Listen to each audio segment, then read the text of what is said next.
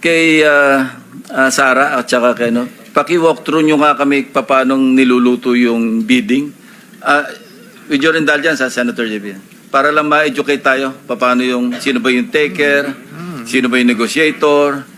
May mga ano yan may mga nomenclature. Paki-educate nyo nga kami, baka matuto kami. Your Honor, kadalasan po pag lumulusob po kami sa mga teritoryo ng bawat DPWH, kadalasan po may mga negotiator na po kaagad na nakaharang. Tapos ang gagawin po nila, bago ka po makapag-drop ng bidding, kailangan ipasilip mo sa kanila yung mga financial documents nyo. Dahil pag hindi po, disqualified ka po nila o di ka pupunitan ng mga dokumento, pipilasan, babawasan. Kasi po may appointed taker na po sila. Kaya minsan po tatanungin kanila, ano to, laban or makikisama or ano po, mananahod.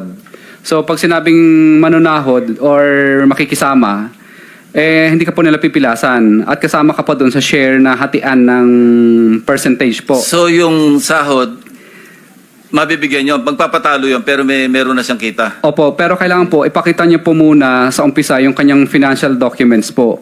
Pero pag susugod ka naman po, yung laban po ang gagawin mo, tatakutin mo sila.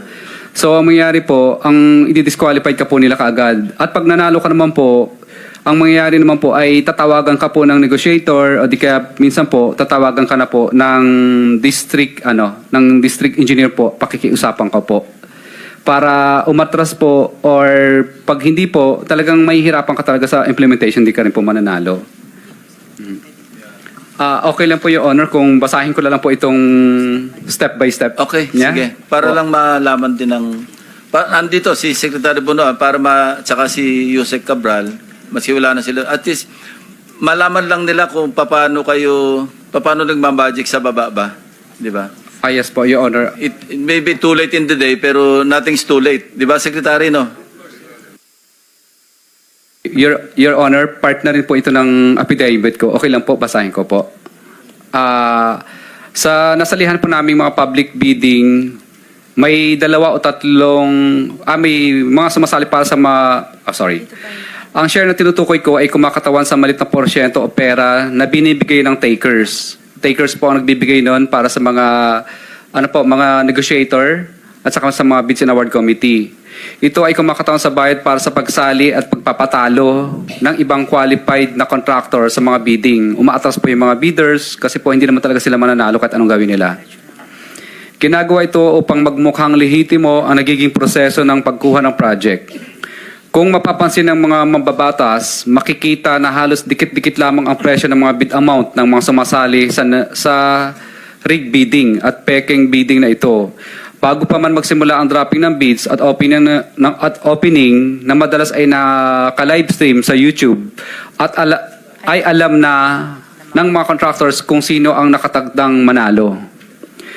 Kung biglang mag-dive o biglang pagbaba ng presyo sa kanilang bid na isinumite upang maging lowest calculated bid ay kadalasan dinidisqualify ito ng back gamit ang ilang proseso upang maibigay pa din sa taker ang project. Isa sa mga proseso ay ang pagpupunit sa dokumento o pagsulat sa mga pahina ng bidding documents upang madeklara itong non-compliant at tuluyan ng hindi makonsidera sa proyekto. Ilang beses naming sinubukan labanan ang prosesong ito sa pamamagitan ng pag-report at pagpapadyaryo sa mga tiwaling kawani ng gobyerno, ngunit hindi lahat ay nadadala dito. Mayroon akong mga naitagong newspaper clips na ako mismo ang nagkwento at naglahad ng mga kalokohang ginagawa ng DPWH, subalit hindi sila natitinag dito at patuloy pa din kaming dinidisqualify sa bidding. Naisip ko noon na kung magpapatuloy ang ganitong sistema ay hindi ako kailanman magkakaroon ng kahit anong proyekto dahil sa lantarang pandaraya na ginagawa ng mga kawani ng gobyerno. Ang taker ng proyekto naman ay ang mga may-ari ng project. Sila ay mayroon ng mga nakausap sa loob na bids and award committee o ang mga BAC upang makasigurado na sa kanila mapupunta ang project. Maaring nabili na nila ang proyekto mula sa congressman at iniintay na lang na lumabas ang resulta ng bidding na isinasagawa. Sa madaling salita, nakaset na o nakaayos na sila ang mananalo at makakakuha ng mga proyekto. Ang taker ang siyang may-ari ng project. Yung sinasabi, nabanggit mo yung congressman, may personal knowledge ka rito na tungkol sa mga participation ng mga congressmen o mambabatas sa bidding pa lang? Kadalasan po, Your Honor, sinasabi po ng negotiator na kung sino yung nakakasakop na distrito. Okay. Sige, please proceed. Sa madaling salita, nakaset na at nakaayos na sila ang mananalo at makakakuha ng mga proyekto. Ang taker ang siyang may-ari ng project dahil nabili na nila ito sa mga may interest o may hawak sa mga lugar na kung saan gagawin ang mga proyekto. Sila din ang nagbibigay ng share sa mga contractor na nais sumali sa bidding. Sa ilang beses naming nakasali at nanalo ng bidding, ay ilang beses din kaming tinutulungan ng BAC upang ayusin ang aming mga papeles. Lalo na kung dapat ay ma-disqualify kami dahil sa pagkakamali sa aming mga dokumentong isinusumite. Nag-iiba-iba lamang kung sino ang taker, negotiator, royalty, backup, player, at iba pang terms na ginagamit sa bidding. Ang nananalo sa bidding-biddingan na ito ay ang mga may kapit sa mga matataas na opisyal. Ang negotiator naman ang nag-aayos sa mga gustong sumali sa araw mismo ng bidding. Sila ay kadalasang tao ng taker o di kaya ay membro ng BAC upang makasigurong kontrolado nila ang magiging flow ng bidding pati na din ang magiging resulta nito. Ang royalty naman ang mga taong nanghihiram ng lisensya. Sa kalakarang ito, ang totoong gumagawa ng proyekto ay ang mga contractor na walang sapat na kapasidad upang makasali sa public bidding. Nakadepende sa pag-uusap kung magkano ang royalty fee, pero kadalasan ay nasa 3 to 5%. Ito ng project na napupunta sa may-ari ng lisensya na hinihiram nila. Ang player naman ay sumasali lamang sa mga bidding. Sila ay qualified sa proyekto upang magbigay daan sa taker na nagpauna na or bumili ng project sa mga congressman.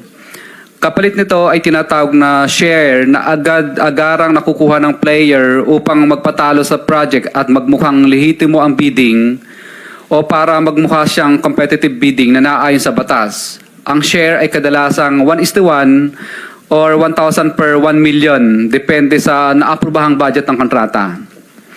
Ang obligasyon ay ang pera na binibigay ng mga contractor sa bawat kawani ng gobyerno at tao na involved sa proyekto. Ganito ang karamihan sa nagiging proseso na tinatawag nilang bidding sa DPWH, kung saan usually ay negotiated na or may nag-aayos na at may nakatalaga ng dapat makakuha ng proyekto. Sa umpisa pa lamang ay rig na ang bidding dahil hindi pa nagsisimula ang pinaka-bidding ay may nakabili na ng proyekto o may mga nakatakda ng manalo. Kadalasan, upang makakuha ng proyekto ang mga contractor ay nagbibigay ng mga advances sa mga politiko upang ma-reserve ang isang proyekto at siguradong sa kanila mapupunta dahil hawak ng mga politiko kadalasan ang mga tao sa Bids and Award Committee. Ito ang mga sinasabi nilang SOP. Sa araw ng bidding ay meron ding nag-aayos sa mga sasali na tinatawag na negotiator upang makontrol kung sino lamang ang bibili ng bidding documents at kung sino lang ang makakakuha at makakabili ng bidding documents. Sila lang ang pinapayagang sumali sa public bidding. Nagawa-gawa lang para magmukhang lehitimo. Ang ibang qualified na contractor ay madalas na hindi na pinasasali at binibigyan ng tinatawag na share o porsyento. Ito ay nanggagaling sa taker o ang nakatakdang manalo sa bidding para mai-award sa kanila ang project. Ang halaga ng isang share ay nakadepende sa presyo ng project na naaayon sa dokumentong galing sa DPWH. Ang halaga ng share na nakukuha ng mga contractors na sumasali ay pumapatak sa 1 to 3% base sa total na presyo ng proyekto. Ibig sabihin, Excuse me, sundan ko lang. Ilang 1 to 3% yon yung binibigyan ng share? kadalasan po kung ilan po yung sumali Hindi, sa... ilan yon? Karaniwan? Average? Number of participants sa bidding? depende po sa dami ng sumali. Kapag masyado pong Pagkaraniwan yung, on the average, ilan yung sumasali? kadalasan po, pinipigil na lang sila na hanggang 10 lang dapat sumali So, instead na 10, 53%. 50. Hindi po. Bali, yung 3% po, hati-hati na lang po yung Hati-hati lahat na. ng contractor Okay, thank you. doon. Base sa total na presyo ng proyekto, ibig sabihin, dito pa lang ay may nababawasan na agad na pinaka-operational budget ng taker. Kung susubukan naman namin hindi sumali sa kanilang gustong gawin at susubukan namin na sumunod sa tamang proseso, ay pinapunitan nila ang aming mga dokumento pang bid para ma-disqualified o ma-classify bilang non-compliant kami agad. At hindi na ikinukonsidera ang mga dokumento para sa bidding process. Sa ganitong sitwasyon ay wala din kaming matatanggap na ganitong dahil hindi kami nakisama sa gustong mangyari ng mga taker o tinatawag din naming sunog o lugi. Kasi may bayad para makabili ng bidding docs. Ibig sabihin, talo na po yung pinambili po naming bid docs pag hindi kami nakisama. 50,000 po yun kadalasan. Ang patakaran lang ito ay kadalasan ay ginagamit nilang pananakot sa mga contractor dahil pag na-disqualify kami o maging non-compliant, may posibilidad na kami ay tamaan o mabigyan ng sanction ayon sa 3-strike policy upang ma-blacklist kami. So, ibig po sabihin, sinasadya nilang ma-disqualify kami na 3 ulit para wag na kaming sumali ulit kasi mabablacklist na po kami. Anyway, meron kang document. Are you willing to sign that document na parang affidavit din at isabit mo sa komite? Yes po, Your Honor. Pero may The whole point is, parang sinasabi mo, the contractors are at the mercy of DPWH officials who sometimes are at the mercy of politicians. Yes po, Your Honor. Long and short. Mahaba pa ba yan? Yes, Your Honor. Konti na lang po. Sige, Tapusin ko lang go po. ahead. Ang back ay involved sa ganitong sindikato simula pa lamang sa pagbili ng bidding documents hanggang sa matapos ang pag-evaluate ng bidding at may award ang proyekto. Minsan ay mismo ang back secretaries mismo ang negotiator upang maisigurado na walang makalusot sa contractor. Nagiging mas madali ang pagkuha ng project dahil mas may tinatawag sila na padulas o ang perang kinukuha ng back mula sa contractor. Sa ganitong pamamaraan ay pinapadali din ng back ang pag-award at pag-ayos ng mga bidding requirements sa project. Ibig sabihin, kahit dapat wala silang pinapaboran ng mga bidders o contractors dahil may mga padulas, ay sila mismo ang tumutulong para mapabilis ang proseso. Kadalasan ay sila na ang nag-aayos at nagsasabit mismo ng bidding documents ng kumpanya upang mapabilis ang mga billing na naayon sa accomplishment ng project. Kung hindi ito gagawin, ay gigipitin nila ang mga contractor, pupunitan ng mga papel upang mahirapang ma-award ang project. Sa ngayon, patuloy pa din namin na inaayos ang mga listahan ng mga nakatransaction namin mula noong sumali kami sa bidding noong 2012. Base sa aking mga naging obserbasyon, nakadepende sa nakaupong presidente ang porsyento. Noong panahon po ni, okay lang po, Your Honor? Noong panahon po ni former President Pinoy ay umaabot po ng 10%. At sa panahon po naman po ni President Duterte po ay umaabot naman po ng 12 to 15%. Subalit ngayong panahon po ng mahal na presidente ay umaabot na sa 25 to 30% ang total ng porsyento ng proyekto ang hinihingi ng mga congressman gamit ang kanilang mga tao o tinatawag na bagman. At ito ang pinakamataas na hinihingi sa lahat ng mga contractor sa Pilipinas, sa aming mga contractor po. Kung hindi kami susunod sa ganitong gawain, ay bibigyan nila ng problema ang project namin gaya ng mutual termination at right-of-way problems. Minsan ay ginagamit nilang panakot ang blacklisting kung saan hindi na kami makakasali sa mga bidding sa loob ng 1 taon. Kaya madalas ay sumusunod na lang kami sa gusto nila. Ilan sa mga nakausap namin sa bawat distrito ay example lang po ito. Ay sa Quezon City, for example, si D. Eloida ay lagi akong tinatawagan pag lumalabang kami sa bidding na may taker sa mga projects nila. Kaya nakikisama na lang kami kasi pag hindi kami Teka muna, sabi mo example lang, hindi yan accurate? At totoo po ito. Ay, bakit example? Kasi po, ilan lang po ito sa mga babanggitin ko kasi masyado Sige. po mahaba. Nakikisama na lang kami kasi kapag hindi magagalit ang politiko na may hawak sa kanila at tatanggalin sila sa pwesto at ipapaba-blacklist daw kami sa pamamagitan ng 3-strike policy. Tinatanong ko kung sino politiko dyan, ngunit ayaw nila itong sabihin dahil sa kanilang posisyon bilang district engineer. Sila ang may control ayon sa kung sino ang congressman ng district na nakakasakop sa area ng projects na nilalabanan namin. Year 2022 onwards, Ang kalakaran po dito tuwing sumasali sa bidding, hinaharang kami agad ni Lynn, negotiator sa bidding.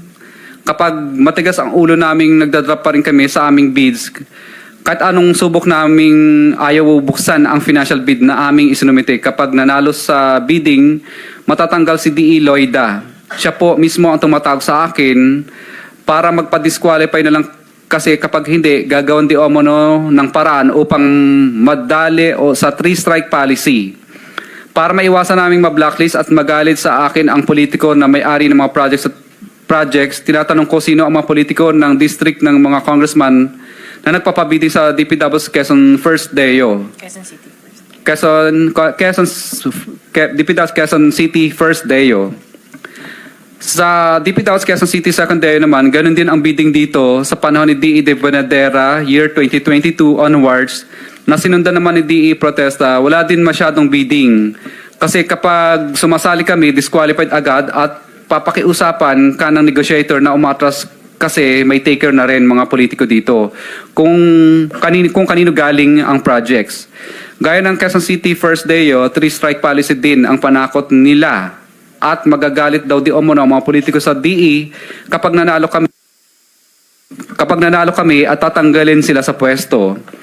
Ang congressman sa lugar na ito ay magagalit sa amin at papahirapan kami sa implementation ng proyekto kapag ito ay na-award sa amin. Kaya napipilitan kami minsan umatras dahil sa matinding pressure at pakiusap ng DE at negotiator. Minsan kapag hindi pa rin maayos mga taon na ng congressman ang tumatawag at kumakausap sa amin kapag ayaw pa rin naming umatras. Yun po. Anyway, pattern na establish